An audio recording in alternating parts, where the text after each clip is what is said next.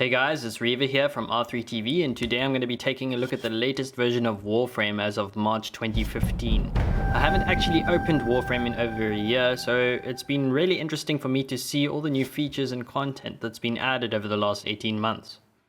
The first thing I noticed was that the launcher has had a bit of an eye candy update, and it looks much nicer compared to the old launcher from before.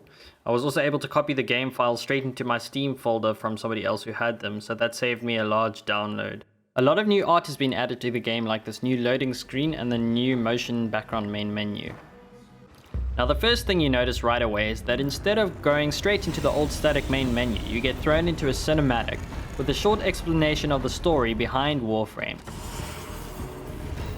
There are some glitches with the cinematic here and there, but overall it looks really well done, and I like the way they've integrated picking your first Warframe as well as a short tutorial into the cinematic, which makes it very immersive.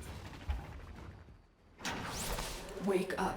10 on 10 Warframe's power systems.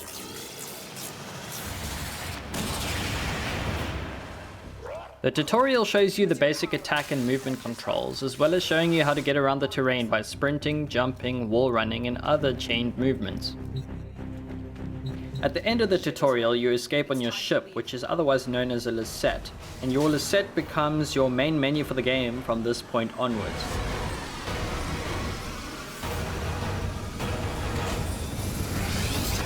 After a few more tutorial missions and retrieving the basic modules for the ship, you'll be able to access all of the items on the main menu.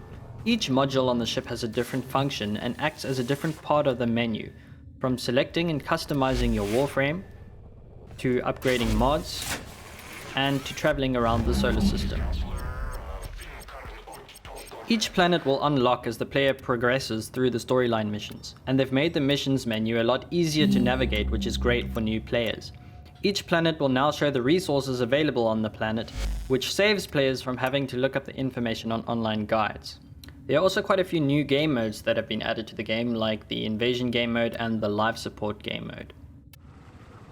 Another cool thing they've added is an interactive loading screen where you use your WASD keys to fly your ship around. Your custom paint job on your ship will show here to all other party members, and there are also special mods to these ships which are on sale for Platinum, for those who really like aesthetics. One thing I really enjoyed was the retexturing of some old models and tile sets, as well as addition of a few new tile set areas, including this Grenier ship, as well as the Earth jungle environment. Standard gameplay is fairly similar to the old Warframe, running around the map, killing mobs, farming for resources, or completing an objective with a bunch of friends. But thankfully, as a break from this, a few non-standard features have been added. One of these features is the addition of relays in the solar system. Relays can be compared to the large player cities found in other popular MMOs.